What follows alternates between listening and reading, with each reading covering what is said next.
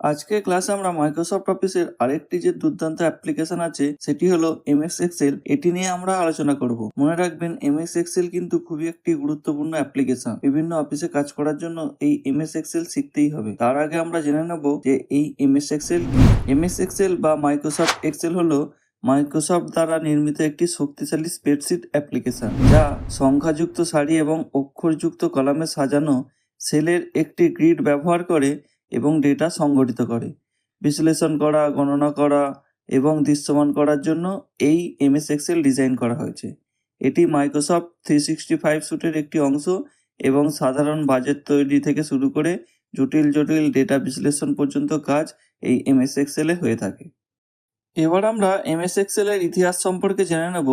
MS Excel বা Microsoft Excel 1985 সালে Macintosh এবং 1987 সালে উইন্ডোজের জন্য চালু করা হয়েছিল, যা লোটাস 1, 2, 3 এবং ভিসিকালের মতো প্রতিদ্বন্দ্বীদের ছাড়িয়ে যাওয়ার জন্য এটিকে ডিজাইন করা হয়েছিল। মূলত মিস্টার স্প্রেডশিট কোড নামে পরিচিত এই সফটওয়্যারটি সারি এবং কলামের একটি গ্রিডের মাধ্যমে ডেটা বিশ্লেষণে বৈপ্লবিক পরিবর্তন এনেছিল এবং দ্রুত মডেলিং, গণনা এবং ডেটা ভিজুয়ালাইজেশনের জন্য শিল্পমানে পরিণত হয়েছিল। অর্থাৎ এই অ্যাপ্লিকেশনের মাধ্যমে মডেলিং, গণনা এবং ডেটার যে কাজ, সেই কাজটি অতি দ্রুত এবং খুব সহজে এখানে করা যেত বলে এটিকে খুব তাড়াতাড়ি শিল্পমানেও পরিণত করা হয়েছিল। অর্থাৎ বিভিন্ন ক্ষেত্রে এই অ্যাপ্লিকেশন ব্যবহার হতে শুরু হয়েছিল। 1985 থেকে 1987 সালে প্রথম ম্যাকের জন্য এবং পরে উইন্ডোজের জন্য এটিকে ইউজার ফ্রেন্ডলি ইন্টারফেস হিসাবে বানানো হয়েছিল। অর্থাৎ ব্যবহারকারী যাতে খুব সহজেই এটিকে ব্যবহার করতে পারে সেই রকমভাবেই এটিকে ডিজাইন করা হয়েছিল। 1993 সালে এক্সেল 5.0 নামে প্রকাশ হয়, যেখানে ভিজুয়াল বেসিক ফর অ্যাপ্লিকেশন চালু করা হয়, যেটি শক্তিশালী অটোমেশনের সুযোগ করে দেয়। 2007 এক্সেল 12.0 প্রকাশ হয়। এখানে .xlsx ফাইল ফরম্যাটটি চালু করা হয় এবং এখানে রোজ লিমিট বাড়িয়ে 10,48,576টি রোজ করা হয় এবং রিবনেরও ইন্টারফেস চেঞ্জ করা হয়, যেটি কিন্তু খুব সুন্দরভাবে প্রকাশ করা হয়।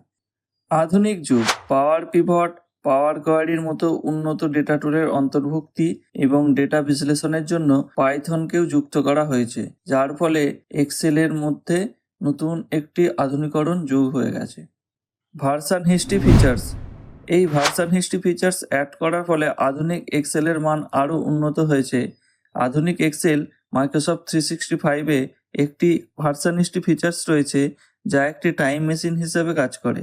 এর মাধ্যমে ব্যবহারকারীরা অনড্রাইভ বা শেয়ার পয়েন্টে সংরক্ষিত ডেটা স্প্রেডশিটের পূর্ববর্তী ভার্সানগুলিকে পুনরুত্থান এবং দেখা এছাড়াও রিস্টোর করতে পারে। অর্থাৎ আমাদের আগের ভার্সানের এক্সেলগুলিতে শুধুমাত্র আমরা ইউজ করতে পারতাম এবং সেভ করতে পারতাম।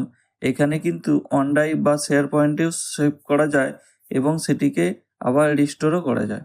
এবার আমরা এমএস এক্সেলের বৈশিষ্ট্যগুলি দেখে নেব। এমএস এক্সেলের প্রধান বৈশিষ্ট্যগুলি হলো ডেটা বিন্যাস বা ডেটা অর্গানাইজেশন। ব্যবহারকারীরা সেলগুলোতে ডেটা প্রকাশ করতে পারে এবং সেগুলি টেক্সট, সংখ্যা বা ফর্মুলাও থাকতে পারে। গণনা ও বিশ্লেষণ। গাণিতিক, আর্থিক এবং যৌক্তিক গণনার জন্য ফাংশন ও ফর্মুলার একটি বিশাল লাইব্রেরি আছে, যেখান থেকে ইউজার ইউজ করে অনায়াসে ডেটাগুলিকে বিশ্লেষণ করতে পারে বা বিভিন্ন ফাংশন ইউজ করতে পারে এবং খুব সহজেই ডেটা তৈরি করে সেটিকে ইউজ করতে পারে। Data visualisation. ডেটা সারসংক্ষেপ ও ব্যাখ্যার জন্য চার্ট, গ্রাফ এবং পিভট টেবিল তৈরি করতে পারে। অটোমেশন। পুনরাবৃত্তিমূলক কাজগুলিকে স্বয়ংক্রিয় করতে ভিবিএ বা ভিজুয়াল বেসিক ফর অ্যাপ্লিকেশনস এবং পাওয়ার কোয়ারিজের মতো ফিচার্স ব্যবহার করতে পারে। ফরম্যাটিং। আরও ভালোভাবে উপস্থাপনের জন্য ডেটাকে রং, বর্ডার এবং চার্ট দিয়ে স্টাইল করার সুযোগ করে, যার ফলে আমাদের যে ডেটাগুলি ইউজ হয় সেটি আরও সুন্দরভাবে ফুটে ওঠে। এবার আমরা এমএস এক্সেলের যে বিভিন্ন ভার্সানগুলি প্রথম থেকে তৈরি হয়েছে সেগুলি দেখে নেব। আমরা এখানে স্ক্রিনে দিয়ে দিচ্ছি, আপনারা চাইলে এটিকে পজ করে দেখে নিতে পারেন।